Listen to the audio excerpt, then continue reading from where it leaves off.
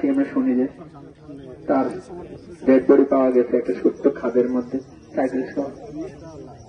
আল্লাহ তার হায়াত এতটুকু করে গেছিল, এতটুকুই ছিল।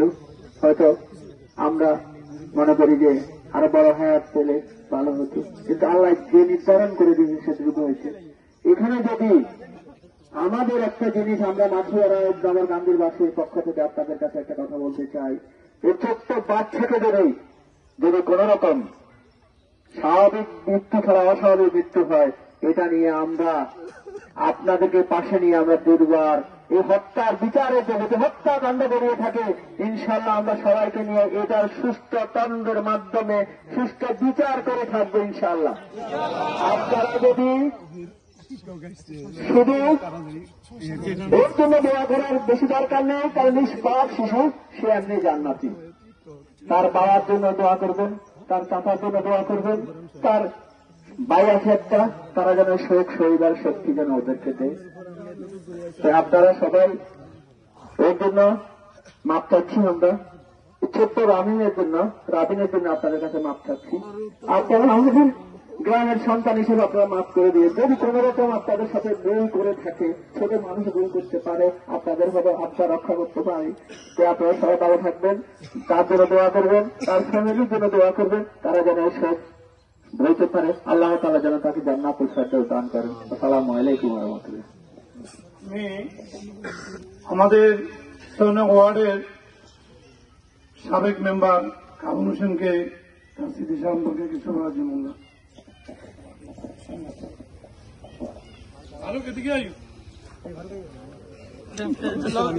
ছেলের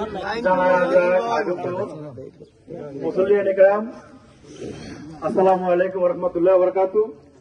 আসলে যার স্মৃতিচারণ করার জন্য এখানে দাঁড় করিয়ে দেওয়া হয়েছে মাইক্রোফোনে, সময় খুবই কম, এটা আসলে বলে শেষ করা যাবে না। আমি শুধু আপনাদের সবার উদ্দেশ্যে একটি কথা বলবো, আমরা দুয়াশার ভিতরে আছি এই মৃত্যুটাকে নিয়ে। আমি শুধু এটাই বলবো, আজকের এই মৃত্যুটা যদি হত্যা হয়ে থাকে, তাহলে আপনারা সবাই ঐক্যমত পোষণ করে এই হত্যার সর্বোচ্চ শাস্তি আমরা কামনা করি এবং আপনাদেরকে নিয়ে আমরা করব। আর আরেকটি কথা হচ্ছে কি, এই হত্যাকে নিয়ে যাতে করে পারিবারিক পারিপার্শ্বিক সামাজিকতা রক্ষা করে যে সামাজিক অবক্ষয় যেটা হয়ে আছে, এটাতে যাতে করে নির্দোষ নিরপরাধ কাউকে যেন যাতে জড়িত না করে, এবং এই তাদের দিকে আপনারা সবাই খেয়াল রাখবেন, এবং এই আশাবাদ ব্যক্ত করে আমি আমার বক্তব্য এখানে শেষ করছি। আসসালামু আলাইকুম রহমতুল্লাহ বারাকাতুহু। আমরা আসলে আমিরের যদি হত্যায় করে থাকে তার দৃষ্টান্তমূলক শাস্তি চাচ্ছি। প্রশাসন আমাদেরকে নিশ্চিত করেছেন, গতকালকে তার ছেলের জিডি করা হয়েছে, আজকে সে জিডি যদি পোস্টমর্টম রিপোর্টে যদি হত্যা করা হয়, অবশ্যই সে জিডিকে মৃত্যুর হিসাবে তারা মামলা এফআইআর করা হবে, যাতে আমাদের কাবুল মেম্বার হয়েছে আমার কোন নিরপরাধ কোন যাতে করে নয়। আমি এই পর্যায়ে যেহেতু আমাদের এই জানাজায় আমাদের লিয়াকত আলী সাহেব পড়াবেন, তার আগে আমি ওমর ফারুকের তার বাবা শেষ বক্তব্য দেওয়ার জন্য অনুরোধ জানাচ্ছি।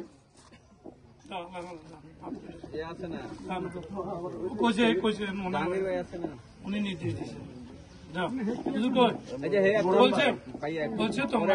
আগে বক্তব্য দাঁড়িয়ে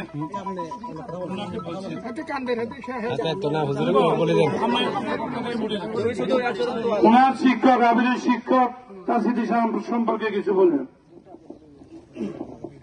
আসসালামু আলাইকুম ওয়া রাহমাতুল্লাহি ওয়া বারাকাতুহু। দুঃখজনক বিষয় হচ্ছে, আসলে এটা যদি হত্যাকাণ্ড হয়ে থাকে, এটা জাহিলি যুগকে হার মানাবে। জাহিলি যুগে কন্যাসন্তানকে হত্যা করা হতো, নিরপরাধ মাসুম শিশুকে হত্যা করা হয়েছে। আসলে এই ধরনের যারা হত্যাকারী, এদেরকে সরাসরি জনতার সামনে ক্রস করে দেওয়া দরকার, যাতে অপরাধ না হয়।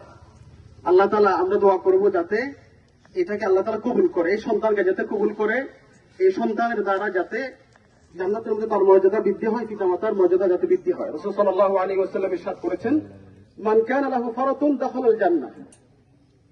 মিশকাত শরীফ 151 নম্বর পৃষ্ঠার হাদিস। রাসূল সাল্লাল্লাহু আলাইহি ওয়াসাল্লাম ইরশাদ করেছেন, যার একটা ফরজ হবে সে জান্নাতে যাবে। ফরজ শব্দের অর্থ হলো অগ্রগামী হওয়া, আগে যাওয়া। যার একটা সন্তান আগে যাবে, আগে ফরজ বলা হয়, আগে যাইয়া সবকিছু ব্যবস্থা করবে, জান্নাতের ব্যবস্থা করবে। এই জন্য সন্তানকে ফরজ বলা হয়েছে। জানাজার দোয়া হলো আল্লাহুম্মা জাআলহু লানা ফারাতান ওয়াজআলহু লানা আজরান ওয়া যুখরান ওয়াজআলহু লানা শাফিআ ওয়া মুশাফফাআ। ফরজ বলা হয়েছে সন্তানকে, এবং সন্তান পিতামাতাকে টেনে জান্নাতে ঢুকাবে, জান্নাতে প্রবেশ করাবে। আমরা দোয়া করব যাতে পিতামাতা পরিবার এদেরকে আল্লাহ তাআলা সবরে জমির দান করে, দুটি দান করতে আমরা সকলে দোয়া করব।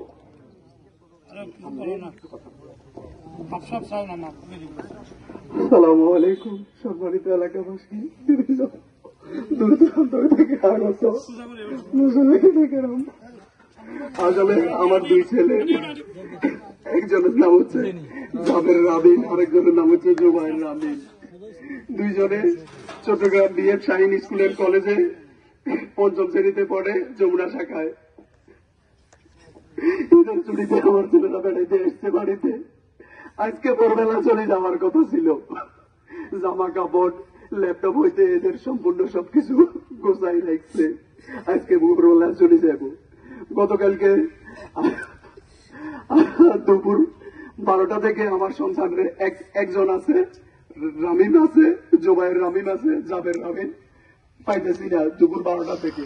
এরপরে 12:30 পর্যন্ত আশপাশে পুকুর ডোবা সবগুলোতে খোঁজাখুঁজি করছি, কোথাও পাই নাই। এরপরে আমাদের আত্মীয় স্বজন সবার বাড়িতে গেছি, খোঁজখবর নিছি, কোথাও পাই নাই। শেষে আমি সদর হসপিটালে গেলাম, রেল স্টেশন গেলাম, একবারে বারাইগুড়ি, বটতলা, ধুমসাবদা, বিবি হই সব অত্র অঞ্চল সবটাতে ঘুরে দেখছি, কোথাও আমার ছেলেরে পাই নাই। পরবর্তীতে আমি ফেনী মডেল থানায় জিডি করছি আমার ছেলে নিখোঁজের। সাথে সাথে বিকেল 3টায়